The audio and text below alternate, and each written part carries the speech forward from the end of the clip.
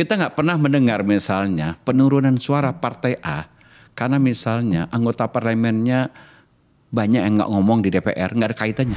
Tabulasinya kan sampai meninggal kemarin. Kayaknya Anda memang setuju ya proporsional tertutup ya? Kecilin partai, saya setuju.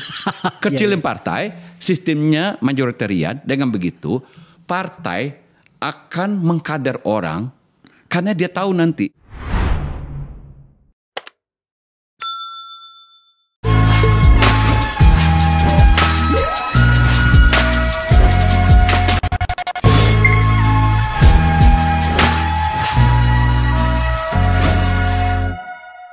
Kalau Anda memperhatikan konten-konten dari podcast saya ini, karena ini adalah podcast politik, Anda akan sering melihat di situ ada kritisisme dari kami, dari manusia yang mengelola konten politik itu. Apatah lagi saya sebagai seorang politisi menyangkut dengan perilaku-perilaku elit, perilaku-perilaku manusia politik. Yang kemudian kalau kita baca secara tekstual itu turunannya nantinya sampai pada psikologi politiknya seperti apa sih? Agar kemudian kita bisa memahami situasi yang berkembang, syukur-syukur mengambil tindakan, syukur-syukur mengambil sebuah jalan keluar dari problem yang ada. Meskipun saya tidak terlalu yakin soal itu. Saya harus menghadirkan seorang yang sangat paham tentang soal ini. Profesor Hamdi Muluk, Guru Besar Fakultas Psikologi dari Universitas Indonesia. Prof, thank you. Iya, terima kasih Bang Akbar, sama-sama sudah diundang ke sini. Tadi sebelum acara saya katakan sama Prof Hamdi bahwa tolong siapkan waktu yang agak sering ke sini karena kami mengambil inisiatif itu. Oke. Risikonya ada, Prof. Iya. Risikonya adalah setiap perbuatan ada risiko lah. Itu satu hal, tapi yang saya maksud adalah ini dalam hal penonton. Tampaknya kita baru sampai pada tahapan orang suka pertengkaran. Semakin keras pertengkaran itu, apalagi kalau sampai saling lempar, saling siram di ruang debat itu, ya semakin disukai. Kami tidak ada di sini. Pola seperti itu tidak ada. Dan mungkin agak sinis, tapi saya katakan bahwa baru sampai pada tahapan itulah kearifan kita dalam menyikapi sebuah peristiwa politik. Kenapa demikian? Karena itu tadi, kita tidak berada pada ekosistem yang cukup untuk mengajari kita semuanya. Kenapa betul. sampai saya katakan, Prof, siapkan waktulah, mohon. Demi masa depan perpolitikan kita, demi masa depan penguatan demokrasi kita, dan terkhusus sekali demi masa depan anak-anak kita yang akan mengambil posisi yang lebih jauh setelah kita nantinya tidak ada. Agak panjang penjelasannya sebab menurut saya hari-hari ini kadang-kadang saya telah sampai pada tahapan agak malu kalau harus mengakui bahwa saya seorang politician. Sementara menurut saya nggak bisa dipisahkan kehidupan sosial kita dengan kehidupan politik. Iya. Nggak boleh. Pasti. Nggak boleh. Iya. Apalagi itu keluar dari saya. Amoh politik itu dia. Tidak mungkin. Iya. Maka untuk itu saya mau bertanya seperti ini, Prof. Apakah gerangan yang terjadi pada masyarakat politik kita, pada komunitas politik kita, tampak tidak cukup banyak langkah maju yang kita lakukan? Kita itu adalah para manusia politiknya. Dalam seluruh langkah-langkah politik kita, yang sayangnya itu kita itu mendapatkan banyak peran dari undang-undang untuk mengelola perpolitikan kita, dalam hal ini negara. Itu kan pertaruhannya besar sekali. Saya ulangi pertanyaannya. Apa yang terjadi dengan kita? Kenapa kemudian kita tanpa tidak beranjak dari sebuah titik yang itu sudah terjadi pada banyak masa yang lalu? Ya, mungkin ini tidak ada jawaban yang terlalu mudah. Hitam putih mungkin untuk menjawab pertanyaan Mas Akbar ini, Bang Akbar ya. Kenapa kita seperti berputar-putar di tempat, kira-kira begitu. Bahwa setelah reformasi kita punya harapan yang besar terhadap, katakanlah seperti euforia kebebasan kan. Setelah 32 tahun kita hidup dalam sebuah sistem politik yang kita sebut dengan otoritarian itu. Ya, kita ketakutan, ya, tidak ada kebebasan, semua dimata-matai negara begitu kuat, walaupun ada yang mengatakan di bawah sistem otoriter itu juga ada kestabilan dalam taraf tertentu ya. Ya, tidak pernah ada yang stabil, tidak ada gejolak juga. Jadi orang mengatakan, tapi banyak hal yang kita korbankan selama 32 tahun sebenarnya, dan itu ada yang mengatakan kita telat sadar ya. Sadarnya 32 tahun. Tapi of course nggak apa-apa lah, oke lah. Jadi setelah itu kita mendapatkan kebebasan itu, dan mungkin saya kira itu hukum bandul sejarah ya. Kita tiba-tiba merasakan euforia yang sangat sekali begitu ya. Sampai kita lupa bahwa euforia itu mungkin juga menimbulkan kebisingan. Kalau nggak ditata juga gitu. Karena semua orang bicara, semua serba boleh, kira-kira begitu. Dan itu yang terjadi kira-kira. Mungkin sampai hari ini, paling tidak saya melihat ini misalnya kesadaran kita. Oke lah, orang mengatakan kita bebas betul misalnya membuat partai. Setiap orang bikin partai. Sebenarnya menurut saya agak mungkin partai itu nggak sulit gitu loh. Faktanya kan banyak orang bikin partai dan mungkin murah biayanya, nggak mahal-mahal juga begitu loh. Kalau mahal kan harusnya sedikit yang. Tapi misalnya bahwa insentif untuk buat partai itu selalu ada, paling tidak nanti itu akan menjadi bisa menjadi barang dagangan, material untuk transaksi. Transaksi, faktanya begitu. Ya, misalnya paling tidak untuk misalnya kalau bicara pencalonan kandidat. Partai-partai kan saling menawarkan. Nah, dan kita memang batas untuk masuk parlemen itu yang 4% itu kan rendah sebenarnya. Artinya kalau itu diberlakukan masih ada partai masuk parlemen 11-12. Nah, apa masalahnya dengan partai yang 12 di parlemen itu? Kan sulit betul mengambil keputusan karena tidak ada yang mayoritas. Nggak ada yang mayoritas. Tentu perilaku elit yang Anda keluhkan tadi, orang akan memainkan politik dagang sapi itu. Karena logika yang sangat simpel. Saya tidak bisa mengambil keputusan sendiri. Saya harus, bahasa bagusnya, saya harus berkolaborasi, bekerja sama dengan yang lain. Nah, tapi di situ saling bargain, saling tukar menukar, dagang sapi, lu dapat apa, gue dapat apa, supaya keputusan cepat. Nah itu yang terjadi, dan itu kan di bawah sistem yang misalnya kita juga masih punya kendala lah untuk membuat apa yang disebut clean and good governance itu, ya kan? Nah itu kan nanti kesepakatan para elit juga bisa untuk menggarong, ya kan? Nah itu. Jadi ini kan putar-putar situ terus gitu. Itu kan format besarnya, Prof. Ya. Saya mencoba untuk lebih mengidentifikasinya menjadi sedikit lebih kecil ya. Dengan mengatakan seperti ini. Coba lihatlah penampilan atau model ucap para politisi kita. Semuanya mengatakan rakyat, demi rakyat. Tak ada lagi rasa sungkan mengucapkan itu. Meskipun si orang itu, si elit itu, si politisi itu, si orang yang mendapatkan mandat dari rakyat untuk berbicara dengan bahasa rakyat itu tahu bahwa sebenarnya dia tidak lagi bersama dengan rakyat. Jadi tak ada lagi rasa malu, tak ada lagi rasa sungkan untuk mengatasnamakan rakyat. Padahal sebenarnya apa yang dia ucapkan, terutama lagi niat dari ucapannya itu, kita tahu bahwa itu sama sekali tidak lagi bersama dengan orang yang diwakilinya. Iya, jadi ini ada kaitannya juga, Bang Akbar. Jadi karena partai banyak dan juga sulit mengambil keputusan dan cerita tentang semua dagang sapi, terjadi transaksi gitu. Dan semua itu dilakukan buat apa kalau Anda tanya politisi? Bang Akbar juga paham itu. Untuk dalihnya membiayai partai. Karena partai tidak dapat sumbangan dari masyarakat. Artinya ikatan antara partai dengan masyarakat itu kan rendah.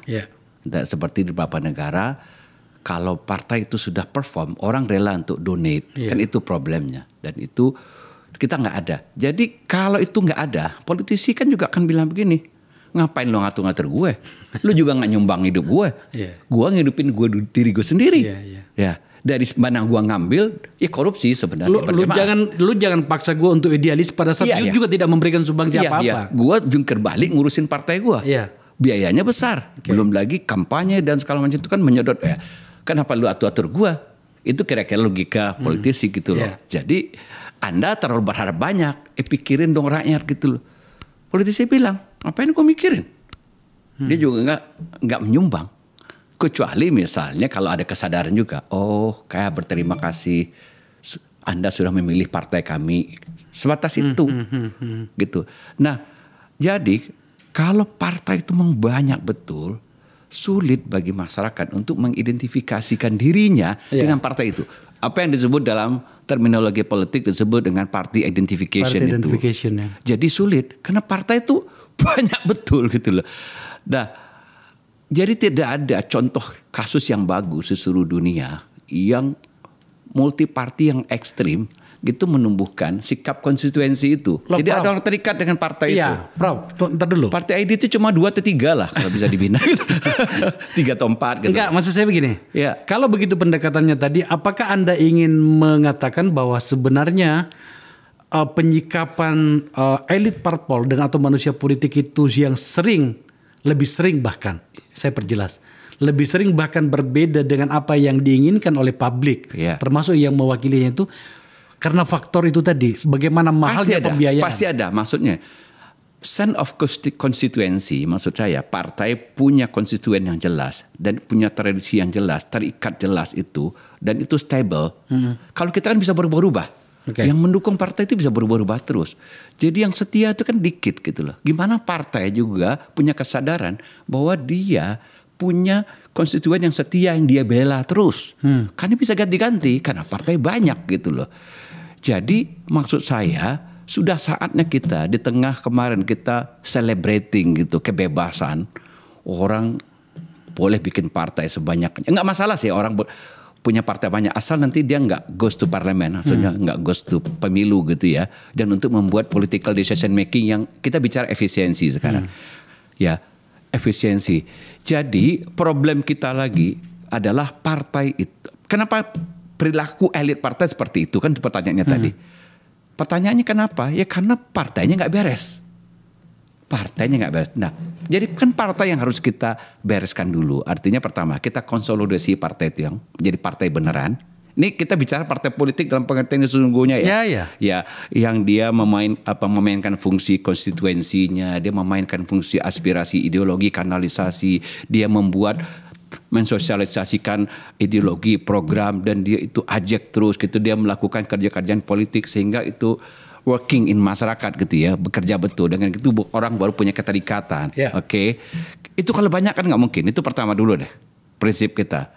Jadi baru kita bicara yang lain-lain nih. Partai gimana pengelolaannya, gimana partai itu bersih, dia tidak korup di dalamnya, kan begitu.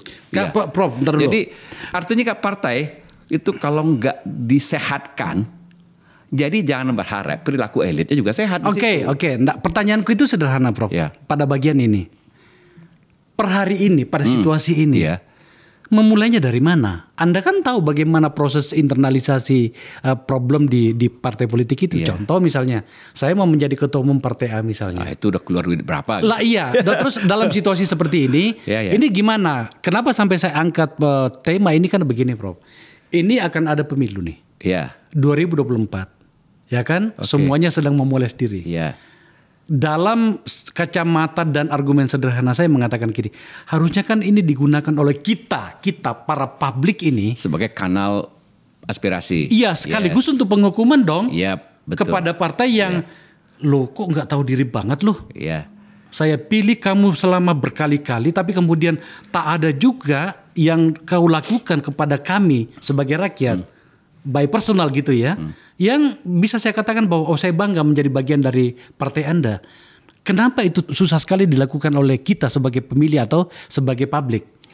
Ya karena sebenarnya itu asumsinya ya, kalau betul ada yang namanya konstituensi itu, percent of konstituensi itu. Jadi kita marah karena dia nggak mau dengar kita.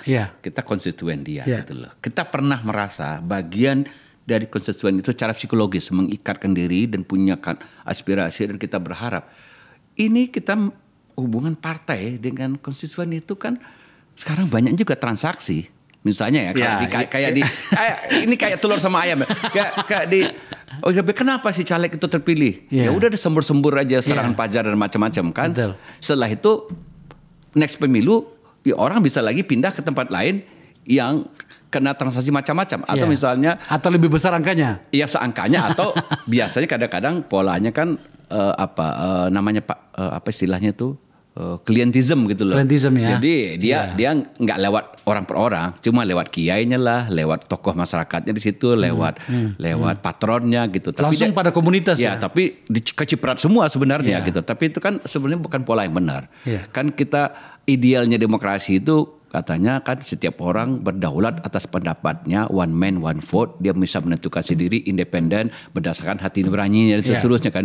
Kalau ini dikomandokan oleh patronnya karena ini bayar. Ini demokrasi apa? Lebih rusak lagi. Rusak gitu. Juga gitu. Jadi ya itu bisa berubah-ubah terus tiap tahun kan. Jadi kalau pertanyaan Anda tadi, kita mau menghukum. Ya menghukum siapa gitu loh. Dan partai itu tumbuh dan hilang tumbuh terus gitu, banyak terus gitu ya. Dan nggak akan ada keikatan gitu loh, nggak akan ada keikatan. Oke, Prof. Jadi tapi maksud saya platform saya, ini kapan kita mau gini terus? Kalau kita misalnya mau berpikir tentang consolidated partai, tapi kita juga harus punya mekanisme setelah itu kita betul-betul konsolidasi dan kita fix, perbaiki itu partai. Saya mikirnya kalau udah tinggal 3 atau 4, udah ambil alih negara. Karena problem semua partai itu, dia korup itu karena nggak punya financing, pembiayaan gitu loh. Cuma kalau sekarang negara itu mengongkosin semua 18 partai itu ya jebol keuangan. Enggak juga, Prof. Tidak harus menanggung risiko itu juga. Dulu ya saya ingat itu diskusi kami dengan KPK waktu itu. Iya, KPK punya program untuk itu. Aku ingat itu. Bagaimana satu suara itu dulu untuk mengatasi 6.000 menjadi 10.000 akar korupsi politik itu kata KPK adalah political cost yang begitu tinggi dan partai tidak punya sistem financing yang sehat. Nah, ini kan harus dibenarin dulu. Ya. Jadi kalau partai itu fungsinya benar dulu, baru dia bisa attract orang-orang baik tuh masuk. Contoh misalnya ini Prof ya, kita identifikasi lebih detail lagi nih. Contoh misalnya, katakanlah 18 partai seperti yang Anda bilang tadi. Sekarang 18 yang goes to pemilu, baik yang running maupun yang baru hadir gitu. Katakanlah seperti, udahlah 20 partai lah misalnya gitu kan. APBN kita itu kan sekitar 2.700 triliun. Oke? Kalau satu partai ini menyederhanakan, satu partai misalnya 1 triliun misalnya, hanya 20 triliun, hanya 20 triliun. Angka yang sangat kecil. Tetapi kemudian pembiayaan itu diikuti dengan rule yang sangat detail. Maka jadi kan barangnya kan gitu ya. Diawasi, diaudit, akuntabilitasnya jelas, diawasi betul. Pertanyaannya begini, emang partai mau? Saya bisa memberikan persaksian, mereka nggak mau emang. Karena nanti kalau dia terima skema itu, dia kan nggak boleh ngutip lagi kemana-mana. Itu dia. Iya.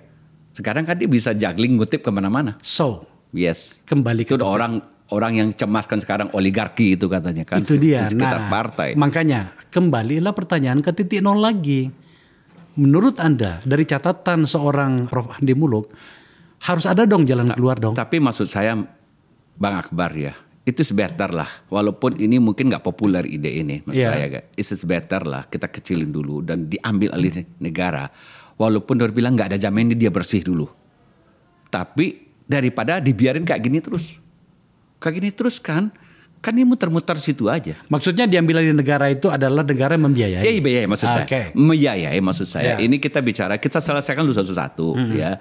Jadi problem kan akarnya adalah problem kepartaian. Dari pembiayaan. Dari macam-macam, salah satunya pembiayaan.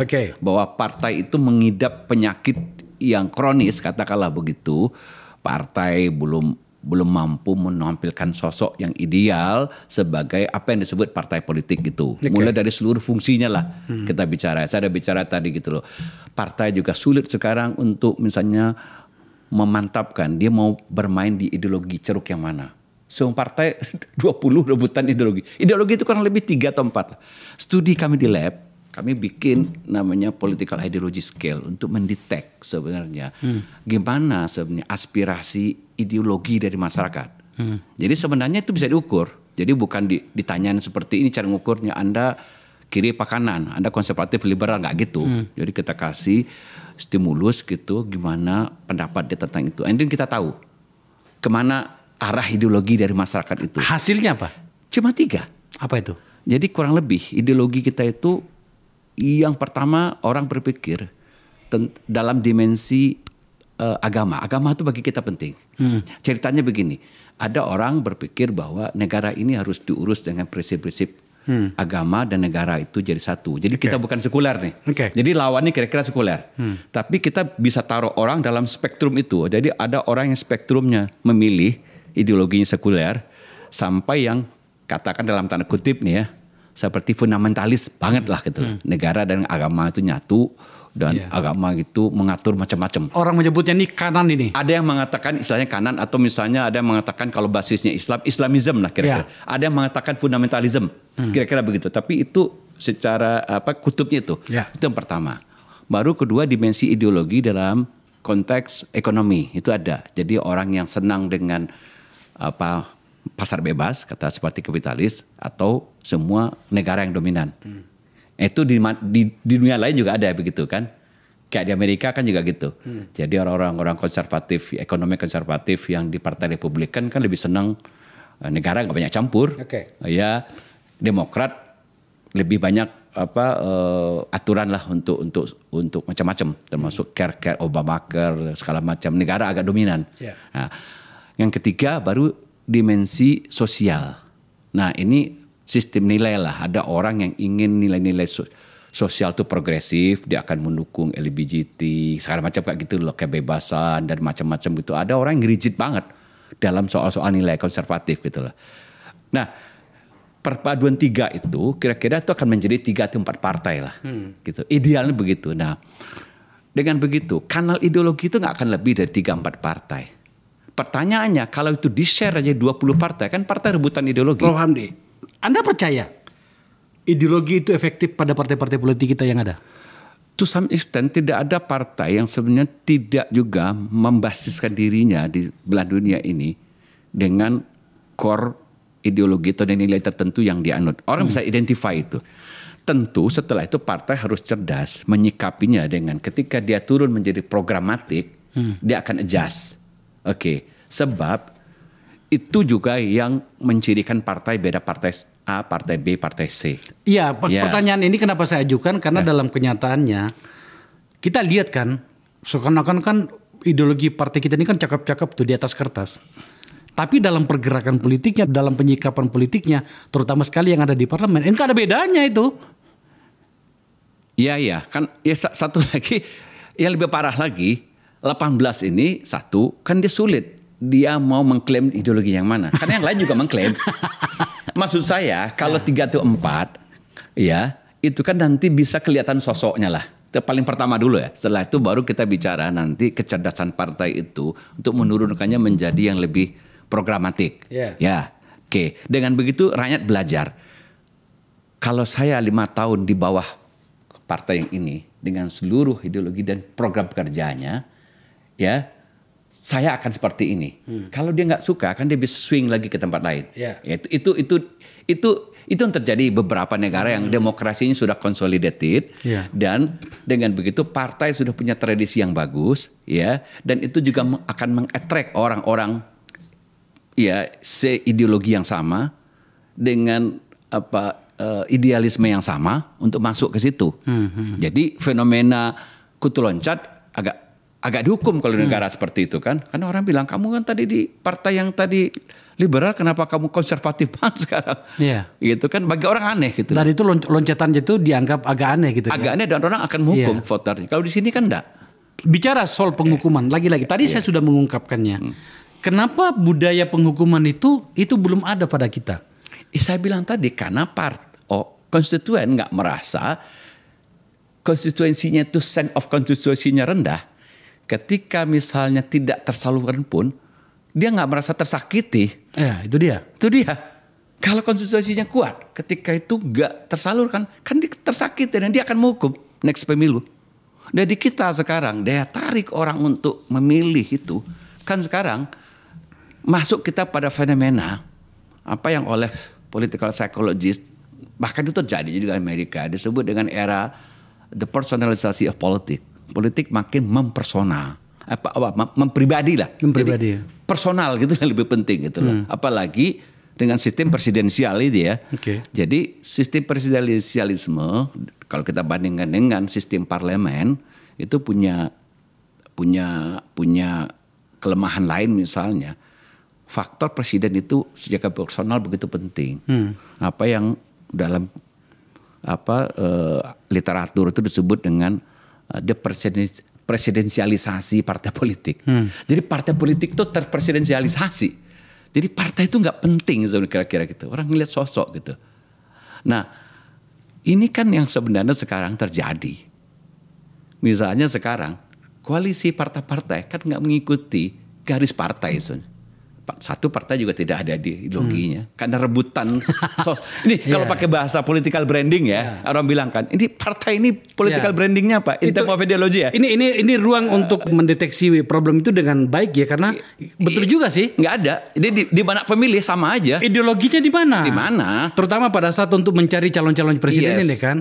Atas dasar apa kita berkoalisi? Kan itu dikeluhkan oleh orang-orang cendekiawan kita kan. Kaum akademik itu mana ideologinya? Mana ideologi? Orang ini kemarin sebenarnya secara ideologi berbeda dengan Anda. Loh kok sekarang Anda mencalonkannya? Yes. Dan itu kita nggak pernah tahu juga next 5 tahun kayak apa lagi. Dan itu terjadi di semua level pilkada. Tahun kemarin koalisinya sama si A si B. Berantem. Besok dia pindah lagi. Nah, yang kasihan itu sebenarnya kan. Sebenarnya saya bilang nggak benar juga sebenarnya sense of berideologi, punya idealisme itu, nilai-nilai itu tidak ada di masyarakat. Masyarakat ada loh sebenarnya, Mas. Cuma kadang-kadang dia kecewa kan ketika elitnya bermanuver. Makanya orang bilang sekarang itu kan aneh ya kita. Elit A dengan elit B pemilu kemarin berantem. Sekarang kok bareng? Tapi konstituennya nggak mau bareng.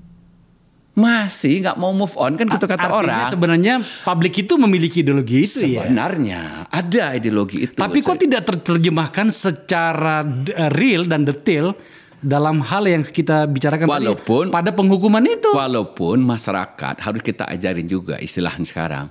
Udahlah, Anda nggak usah baper-baperan juga mati-matian membela junjungan Anda karena dia juga bukan Nabi, bukan orang suci yang harus dibela juga. Tapi paling enggak bahwa sense of constituency itu tetap ada.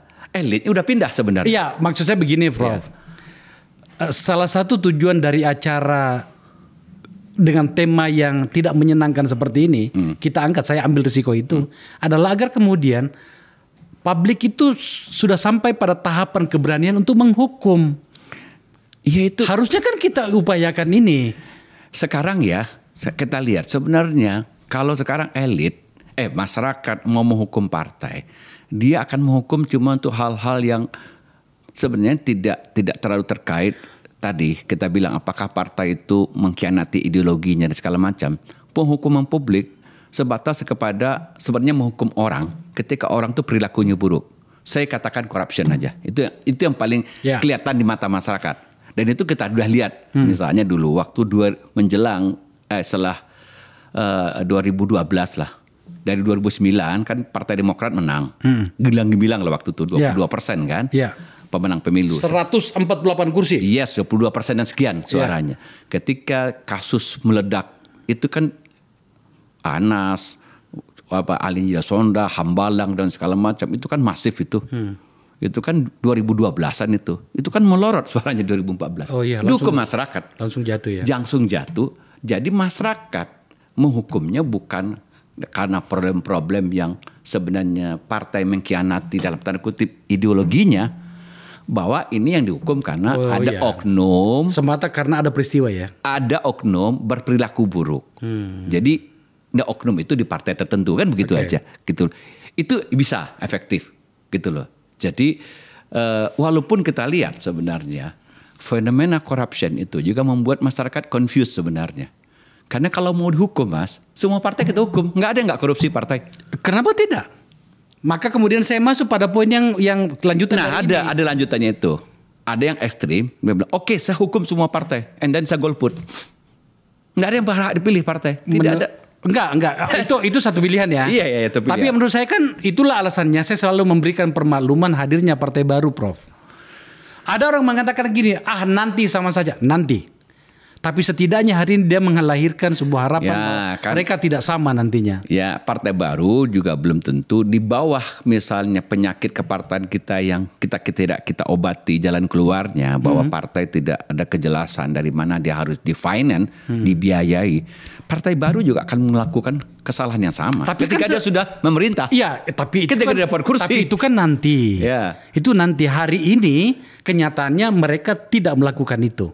Belum dapat kekuasaan. Iya. Harapan kita adalah kita kawal mereka, partai-partai baru ini apapun nama partainya, untuk kemudian tidak melakukan kesalahan. Karena menurut saya kan celaka banget sih kalau kemudian mereka telah tahu risikonya dan tetap melakukan itu. Hanya soal waktu dia akan dihukum seperti yang Pak Prof sampaikan tadi. Itu yang saya bayangkan. Ini partai-partai lama telah menunjukkan wajahnya.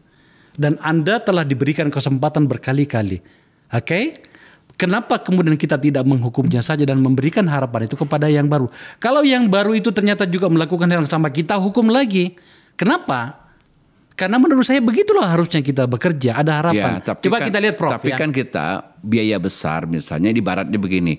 Ini ada rumah jelek nih, tapi besar, oke, kokoh sebenarnya, relatively. Tapi busuk. Ada beberapa kalau kita benerin rumah itu kan bisa di fix. Prof, tunjukkan gitu sama saya. Ini Anda berpikirnya begini tadi nih. Udahlah rumah lama ini robohin, bikin rumah baru. Kira-kira rumah baru bikinnya kan juga nggak murah dari awal.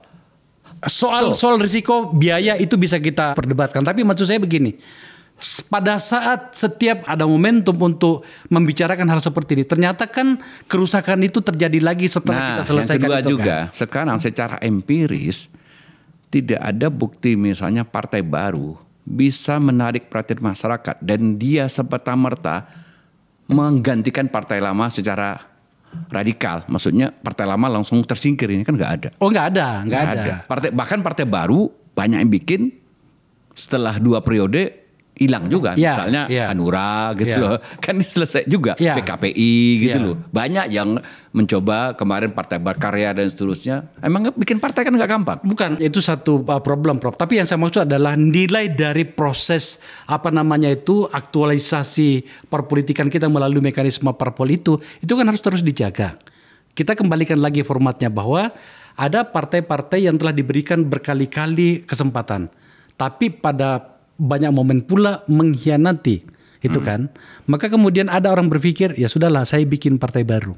Saya dalam pikiran saya, kenapa kita tidak memberikan harapan kepada yang baru ini? Apakah mereka akan korup? Tidak ada jaminan dia tidak akan korup juga. Tidak ada jaminan. Sampai dia dapat kesempatan. Tidak ada jaminan. Tapi setidaknya hari ini kita bisa suntikkan keyakinan itu. Kita bisa kirimkan sinyal itu. Anda kalau melakukan hal yang sama, kemungkinan kami akan lebih mudah untuk menghukum Anda dibanding partai-partai lain yang melakukan kesalahan dan sedang dalam proses menerima hukuman dari kita. Tidakkah harusnya kita seperti itu cara melihatnya, Prof? Nah, kan begini juga persepsi masyarakat ya terhadap partai dan juga tokoh. Karena masyarakat juga paham ketika dia memilih partai itu berikut orang-orang yang akan diberi amanah tanggung jawab publik untuk mengelola negara, kan ada juga persepsi dari masyarakat tentang semacam elektabilitas. Ya, ala pengertian elektabilitas dia layak dipilih karena dia mampu memimpin, dia mampu melakukan pekerjaan politik. Nah, celakanya kan partai-partai besar bisa meyakinkan itu dengan memajang orang-orang yang sudah punya track record yang lebih tinggi. Itu problemnya kan, dia lebih pengalaman. Partai baru kesulitan menempatkan orang-orang yang punya daya tarik untuk masyarakat. Ya, orang-orang mungkin karena walaupun sekarang kita lihat partai-partai baru berusaha tuh dengan keras merekrut orang-orang baik lah kira-kira untuk dijual ke masyarakat. Tapi kan karena dia kalah start, partai-partai lama kan relatif lebih kadernya lebih jadi lah. Dia sudah teruji di ada pengalaman lah. Ada pengalaman lah paling. Dan masyarakat yakin bahwa pengalaman itu cukup untuk meyakinkan dia orang ini layak dipilih. Ya kan, makanya elektabilitasnya lebih tinggi kan gitu logikanya. Dan ketika diadakan kontestasi memang terpilih, dan begitu sulit sekali untuk dalam tanda kutip kalau kita mau merobohkan partai lama itu dengan cara menggerus suaranya kan begitu. Terpaksa sebenarnya kita menggunakan setidaknya saya tadi menggunakan narasi. Saya nggak tahu ya, saya lupa. Kan kita nggak punya mekanisme misalnya di undang-undang kapan partai itu boleh dibubarkan. Mungkin kalau boleh dibubarkan kalau hanya melanggar konstitusi, ideologi negara, mengkhianati Pancasila, seperti itulah kira-kira. Contohnya misalnya dulu partai komunis nggak boleh. Di luar itu kan nggak ada mekanisme pembubaran partai. Oke. Kalau bubaran itu nggak ada. Kalau soal mekanisme secara formal sih saya yakin sejak dari awal memang tidak akan dibuka ruang untuk itu. Ya. Bodoh kan partainya kalau membuat undang-undang yang mau bunuh diri sendiri ya. Walaupun ada teman-teman aktivis misalnya terutama anti korupsi pernah punya usulan gimana kalau kita bikin undang-undang kalau dia udah korupsi tahap sekian boleh dibubarkan. Kalau saya, Prof, kalau saya Anda tanya, kan nggak ada. Kira-kira level mana sih partai itu bisa dibubarkan? As simple as that. Kalau lihat konstitusi, memang saya sudah katakan tadi, Prof. Kalau soal aturan, nggak ada peluang. Nggak mau partai politik bikin itu. Memang nggak mungkin juga karena undang-undang menjamin tapi kalau kebebasan berserikat berpendapat. Paham ya. Betul. Tapi kalau bayangkan misalnya, kalau ada partai politik yang telah terbukti mencuri uang dari negara bernama APBN, kenapa tidak? Itu yang harus bikin kan kalau mau. Undang-undang partai politik oleh DPR. Oke. Tidak mungkin mereka bikin. Dia masih akan kesulitan juga. Batasnya seberapa yang kita sebut boleh dibubarkan? Sekian triliun kah? Sekian triliun kah? Sekian triliun. Gimana membuat limitasinya? Namanya kalau saya sih Prof. Namanya kan debat juga dia. Namanya mencuri Rp1.000 1 triliun sama aja. Iya. Bagi kita maunya gitu kan. Ya. Tapi kan dia bilang sebenarnya apa dasar menghukum sekeras itu? Bukankah manusia tidak luput dari kealfaan misalnya gitu. Misalkan begitu ya. Kalau melakukan pendekatan seperti itu saya rasa kita akan selalu punya permakluman pada pengkhianatan-pengkhianatan. Saya itu pengen kita melalui acara ini Prof. Mungkin saya bisa nangkap itu. Orang-orang yang sangat mungkin idealis atau orang mengatakan agak utopis. Gini deh, kita bikin aturan. Pokoknya kalau partai itu terbukti korupsi, even 1.000 pun bubar partainya. Oh iya dong. Misalkan. Kenapa tidak gitu kan? Ya. Kita harus negara ini kalau mau baik itu seperti itu. Ya. Ini saya mau buka nih. Sama juga, adakah contoh presidennya juga di negara lain? Ya. Bahwa negara lain juga ada Perdana Menteri yang korupsi misalnya. Kan nggak dibubarin juga partainya. Nggak dibubarin ya. Ini kan alternatif yang kita bicarakan kan gitu ya. Itu agak utopis. Tapi maksud saya adalah kalau kemudian nyata-nyata mereka mencuri dari APBN. Dalam jumlah yang gila-gilaan. Masih mencoba membela diri. Ini kalau itu dipakai, seluruh partai kita bubar itu. Coba sebutkan partai yang dari sana yang nggak pernah korupsi. Itu dia. Jadi nggak ada. Memang pilihannya, pemirsa pilihannya itu adalah apakah kita mau memberi permakluman pada praktek seperti ini. Saya naikkan level diskusi saya dengan Prof. Hande Muluk soal ini adalah agar kemudian ada itu sistem alert di memori kita bahwa harusnya kita maju beberapa langkah dalam hal pengelolaan publik kita melalui partai politik. Sebenarnya kalau kita lihat apakah ada presiden masyarakat menghukum partai karena korupsi ada. Kan contohnya 2012, 2009 Demokrat gitu ya. Kita nggak tahu lagi ke depan ini. Ada partai lagi kemarin korupsi BTS misalnya. Apakah dihukum publik juga? Menurut Prof gimana? Kalau kita bicara banyak loh 8 triliun dong. Iya. Mungkin akan dihukum kalau menurut saya. Karena saya kan orang empiris ya. Saya empiris melihat perilaku pemilih itu kan nggak akan banyak berubah dari tahun 2009 ke 2012 itu ketika tuh badai di Partai Demokrat dengan hambalang itu. Dan ini juga sama saja ya. Memori masyarakat akan diputar ulang lagi kan. Oh ini sama ini, cuma aktornya beda aja. Bernama Nasdem misalnya gitu dengan korupsi BTS ini dan ini malah magnitudenya lebih besar 8 triliun. 8 triliun itu dulu tuh berapa ya nggak nyampe segitu kan. Ini paling besar mungkin. Jadi logikanya memang akan dihukum mungkin oleh publik gitu logikanya gitu loh. Kalau cara berpikir publik nggak berubah.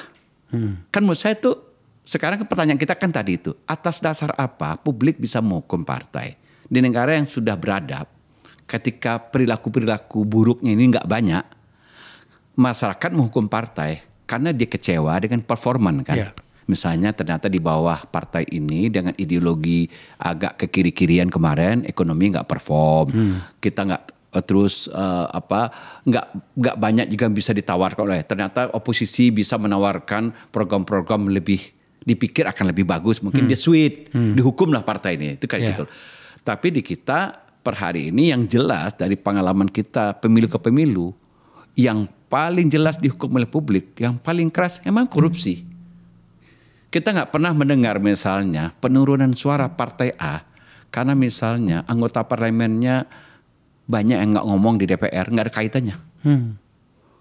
Atau misalnya produk-produk legislasi yang diinisiasi oleh DPR yang hari ini mayoritas partai A, kan nggak ada juga. Publik itu melihat yang paling konkret aja, yang paling sering itu memang korupsi. Atau hal-hal lain yang kasusnya banyak ya, artinya bad behavior lah. Kita bicara bad behavior ya, corruption dan bad behavior. Atau misalnya bad behavior yang lain, apakah dia melakukan misalnya kekerasan seksual dan seterusnya. Tapi itu juga nggak. Tampaknya dari pengalaman nggak terlalu banyak. Nggak terlalu banyak. Korupsi aja yang. Padahal menurut Anda seharusnya penghukuman itu semakin lebar dia punya ruang untuk penghukuman itu. Nah itu sebenarnya yang ingin diinisiasi oleh teman-teman di LSM dulu, misalnya seperti Formapi itu Formapi untuk melihat kinerja para legislator. Dibikinlah raportnya. Ini legislator dari partai ini gimana kinerjanya. And then dikasih tahu ke publik. Jangan pilih lagi senator ini, legislator ini. Karena nggak pernah bicara. Nggak efektif juga ya. Iya, terus atau misalnya sering nggak datang rapat dan seterusnya gitu loh. Baik itu di level pusat, di level DPR 1, DPR 2, kan nggak ada korelasinya mas. Jadi orang itu nggak pernah dinilai kinerjanya itu baik anggota legislatif itu, dan berarti harusnya berimbas ke partainya kan. Nah di negara yang lebih maju kan itu jalan seperti itu ya. Nah karena menurut saya kata kuncinya balik lagi masalah konstituensi itu mas. Jadi gini, kalau partai dikit kita berandai-andai nih, partai 3, terus sistemnya jangan dibikin juga proporsional terbuka, sistemnya majoritarian itu. Rata-rata kalau negara yang udah partainya dikit, majoritarian distrik itu, orang kenal distrik. Itu kan lebih bagus untuk pemilih loh. Saya bicara maksudnya ya. Untuk pemilih dan untuk konstituensi partai. Tunggu dulu. Logikanya begini, dengarin dulu. Jadi karena partai misalnya cuma 3 atau 4, setiap dapil partai hanya kirim 1. Karena sistemnya majoritarian. Nanti bertarunglah 3 orang ini di dapil, di distrik itu. Distrik, kan cuma 1 yang menang. Orang ingat betul, di daerah siapa yang terpilih? Namanya Akbar Faisal dari partai A. Dan orang ingat betul, oh dia di parlemen. Kalau dia memilih di parlemen, kita hukum next pemilu. Berikut partainya. Dengan gitu konstitusi dapat kan? Itu kan logika yang simpel loh mas. Ini ya simpel, tapi kan berarti kan ya ini mau tidak mau harus ini partai dikecilin dulu, perubahan undang-undang lagi kan gitu. Dan itu punya konsekuensi macam-macam loh, termasuk juga yang kerumitan pemilu juga. Menghitung itu tabulasinya kan sampai meninggal kemarin. Kayaknya Anda memang setuju ya proporsional tertutup ya? Kecilin partai, saya setuju. Kecilin partai, sistemnya majoritarian. Dengan begitu, partai akan mengkader orang karena dia tahu nanti pertarungan di dapil itu cuma 3 orang, dan kalau cuma 3 partai, dan itu dia langsung all out kan, dan partai akan backup. Dengan begitu partai akan menyeleksi dari awal. Jadi terjadi proses seleksi, nominasi, kaderisasi yang kuat di partai, baru ditawarkan ke masyarakat. Kalau sekarang dengan proporsional terbuka, kritik saya, sebenarnya partai itu malas. Masyarakat suruh milih. Partai kirim 1 dapil 10 orang. Partai kita 18, 180. Seolah-olah partai bilang gini, kami tawarkan 10, Anda mikir sendiri ya siapa yang bagus.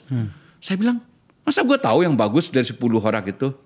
Tugas partai dong harusnya kasih ke kita krem dala krem dong yang terbaik gitu. Bahwa kemarin ada kritik misalnya, kalau seperti itu nanti partai tertutup, dia milih orang yang paling dekat dengan dia, itu ditawarkan masyarakat. Itu isu yang lain sih sebenarnya. Itu isu yang lain ya, bahwa partai belum profesional namanya kan. Tapi maksud saya, ini kan pemilu yang absurd sebenarnya. Karena begini, kalau orang pemilu itu, intinya pemilu itu kontestasi. Oke, kontestasi berarti orang berhadap-hadapan. Dan terjadi di situ apa yang disebut paling tidak debate itulah, debat. Dan dia akan adu gagasan.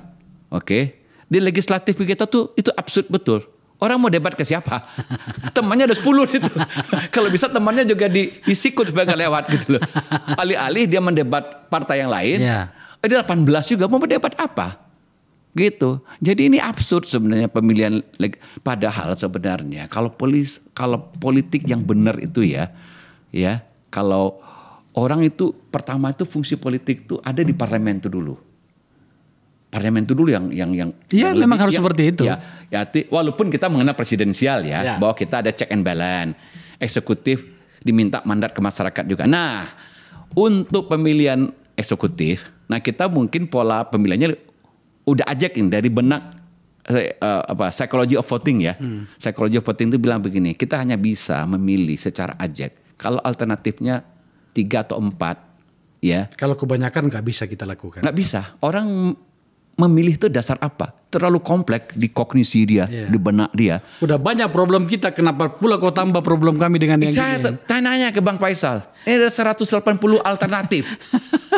Milih gelas nih 180. Atas dasar apa?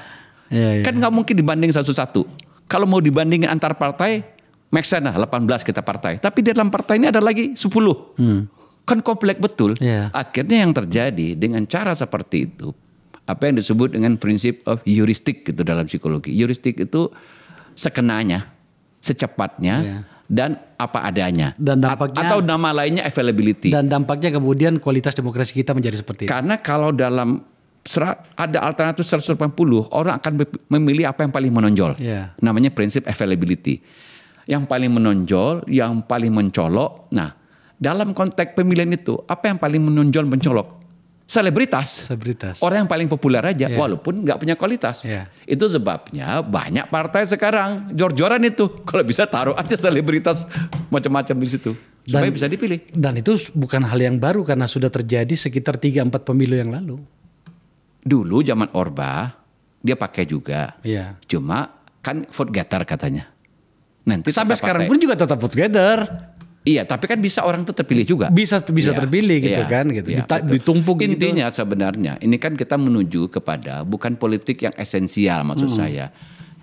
Dengan 180 itu bagaimana dia debate itu persoal kita. Bagaimana dia adu kontestasi gitu loh. Nah, kecuali misalnya kalau pemilihan presiden cuma 3 bisa dia kontestan. Atau pemilihan gubernur nih atau kepala daerah calon cuma 3. Tapi legislatif itu absurd. Prof, thank you. Oke. Apa yang kita bahas ini tampaknya itu kemana-mana, tapi sebenarnya intinya satu. Dunia politik kita, CQ partai politik itu nggak sehat. Yes, jadi kita harus berpikir keras, refleksinya. Kita benahi dulu partainya. Kita benahi. Baru kita bicara perilaku orangnya. itu konsekuensinya. Ya, sebenarnya itu juga sama dengan telur dengan ayam juga, yang mana yang dimulai kan. Karena hari ini. Atau orang bilangnya dalam teori sosiologi itu, ini mana dulu benarnya, struktur atau agensi? Agensi atau struktur? Agen atau struktur? Gitu lah, Nah, itulah yang terjadi para pemirsa sekalian. Kenapa sampai saya mengangkat ini? Agar kemudian kita terus-menerus ada sistem alert kita itu bekerja. Bahwa perubahan hanya bisa terjadi jika kemudian kita sebagai sebuah komunitas bangsa, terutama sekali pemilih, itu melakukan apa yang harus kita lakukan. Sebelum berakhir, sesuai dengan petunjuk dan keinginan Anda sekalian, kami di Akbar Faisal Uncensored juga melakukan polling. Polling ini mungkin tidak berarti apa-apa, mungkin tidak menentukan apa-apa, tapi setidaknya kami sudah mencoba untuk mengikuti apa yang Anda inginkan dan kemudian mengikuti alur pikiran yang berkembang di publik. Pollingnya seperti ini.